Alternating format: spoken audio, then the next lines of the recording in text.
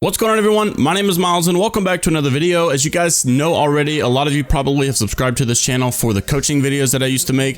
I have a lot of really popular coaching videos. I think the last one I did had like 30,000 views, so it's kind of crazy just to see all of your support from the coaching videos. A lot of you have been asking for some more, and today I wanted to do one, but it's going to be a little bit different. Instead of doing the entire gameplay like I used to do, I wanted to go specifically over some things that you guys need to improve on, and that is number one, late game rotations. But before we go any further, click like, click subscribe on the video right now. We're almost at 10,000 subscribers, and I have a little bit of a surprise when we do hit 10,000, so make sure you are subscribed to the channel, and let's get right into it. So before you guys can receive a coaching video really well, you have to understand who is your coach and why should I trust them. Now, I was top 50 in North America for Apex Predator in season 2, then I was also Apex Predator in season 3, and then now I'm currently Masters right now in season 4, so I have quite a lot of experience for rank play at a high level, so that's why you guys can trust the information I'm giving to you is really good. But that's not to say that my information is the only way. There's definitely other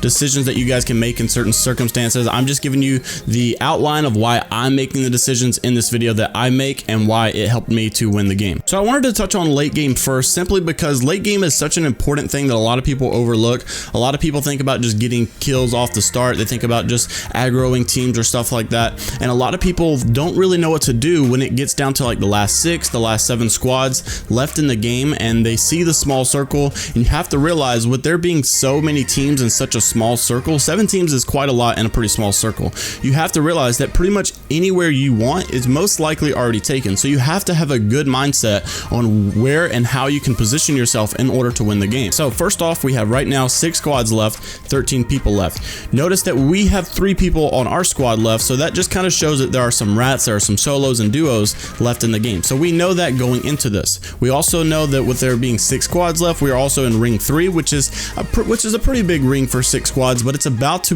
go down to ring 4 because there's only 11 seconds left. So we're thinking ahead of this thing. You can't always have this mentality of, oh, we're in ring, so we're good to go, because you have to look, there's 11 seconds left, the ring's about to move. You need to position yourself to where you're going to be okay for the next ring or 2, most likely 2 rings from now. So that's what we're thinking about in this specific moment, but we're also thinking about how we have no kills, or I have no kills. I'm not sure about them, but I have no kills, and I need some kill points to get really good RP out of this. So we are going to try to take some fights here. We do have really good armor. We have 2 purples and 1 red. So our goal is to definitely take some fights, get some kills, but we're not trying to be super aggro, because you have to realize, especially on Kings Canyon, as soon as you engage, expect someone else to engage. So that's the mindset you have to have. You can't have this mindset that you're just going to go in, kill people, and that's it. Because when you go to kill people, they're going to think, hey, we need kill points. Let's go third party this, because this will be easy kills. So you have to be really careful about the fights that you take, especially on Kings Canyon. So I'll roll the clip now, and we'll just kind of go through some things. And here's our mindset. Our mindset is to get closer to the ring. We're just kind of looking out for squads right now. We're trying to pinpoint where people are. Besides me, I'm just kind of goofing off, trying to get on top of this tower for whatever reason. But we're trying to spot people. That's another thing you guys need to start doing. You need to be aware of where people are on the map. So if you notice that you have 6 squads left, you need to start saying, there's a squad here, there's another squad fighting here, that means there's 3 squads that aren't accounted for. We need to find them, right? So you need to be aware of where these people are so that you know when it's okay to take a fight.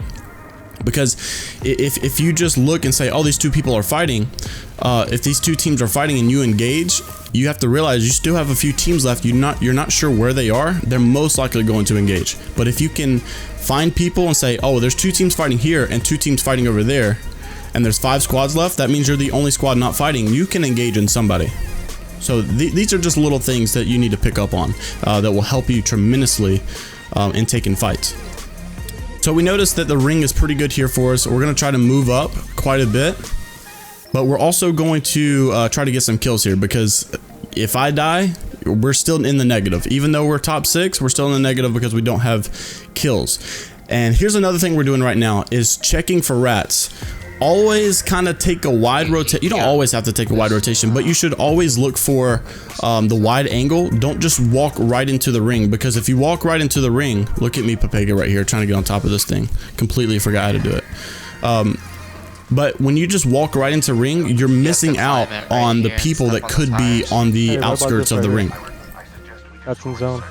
So if you're not checking your sides, you could have people that are solo that are just trying to camp. They're just trying to get their way into ring, so you need to check for those people because they could be really easy kill points for you. And so we took that left and we moved up, and now we're going to try to get this mountain right here just so that we can play the edge and hopefully get some kills out of this because we heard some gunshots over here. And another thing we're noticing, there's 5 squads left. As you can see right here, 5 squads left, 10 people, but we have 3. So obviously 5 times 2 is 10, but we have 3. So that means that there's a lot of rats and a lot of duos.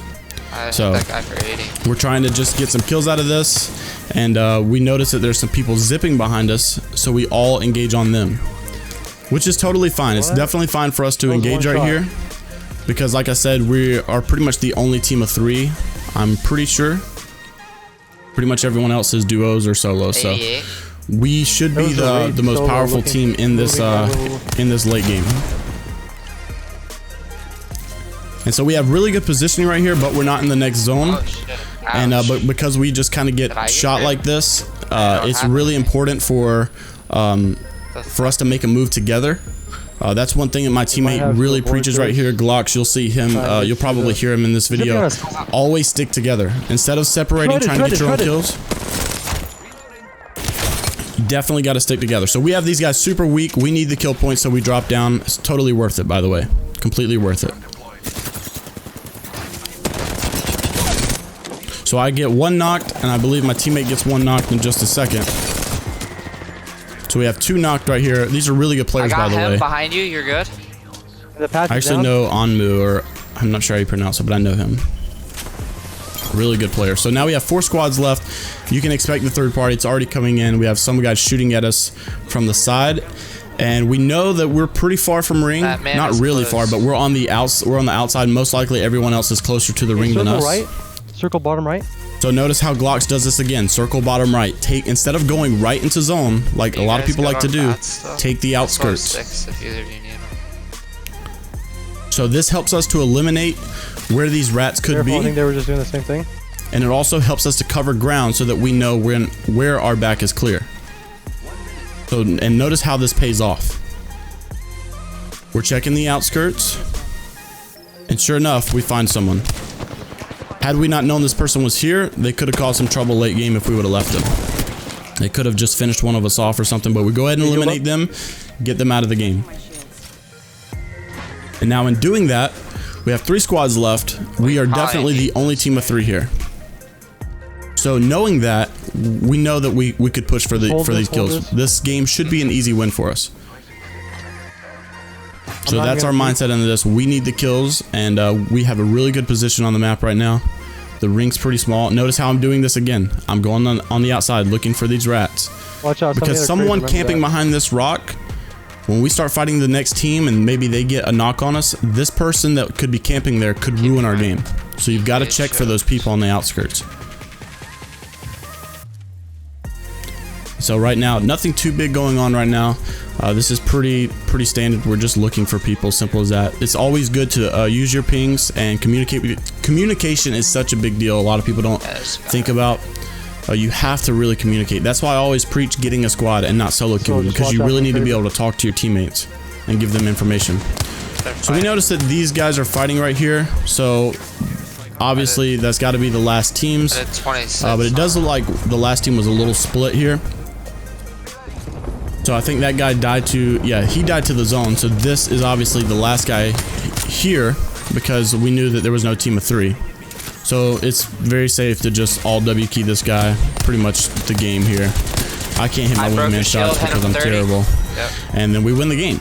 So a few things I want to point out here. Well, really only one thing, but the biggest thing you can take away from this video is to learn how to rotate into the zone. Stop going straight in to the zone and learn how to take a wide angle and cover off the right or left side of your rotation. The reason in doing that is because you're going to clear your back, you're going to clear your side, and you're going to make the pathway, number one, more free and more open, and you're also going to be able to position yourself in a way that you can expect the team coming from one angle rather than worrying about what angle, what side are they going to come from, are they going to flank us. You can predict where they're going going to come because you're cutting off the possibilities of where they could be positioned already. Become comfortable with rotating on the edge of the ring because number one, like I said, it's going to cut off those angles. It's also going to help you cover ground, but it's also going to keep you most likely out of line of sight from other teams. They won't be able to see you rotate as easily opposed to just running straight in a straight line right into the zone. Then they will obviously see you rotating and just probably laser you, and it's most likely you're going to put yourself in a crossfire from both sides. So I hope this video helped you guys to understand late game rotations a little bit better. I hope you guys enjoyed, and if you did, make sure to leave it a thumbs up and subscribe to the channel for more Apex Legends content. This video is also going to be a part of the SOAR Apex Recruitment Challenge. I doubt I'll win because I'm so small, but I just thought I'd maybe at least give it a shot and show off my unique videos that kind of made me a little bit bigger on this channel, and that is my coaching series video. So make sure to leave this video some love if you guys did enjoy it, and I will see you all in the next one. Hope you have a great day, and peace.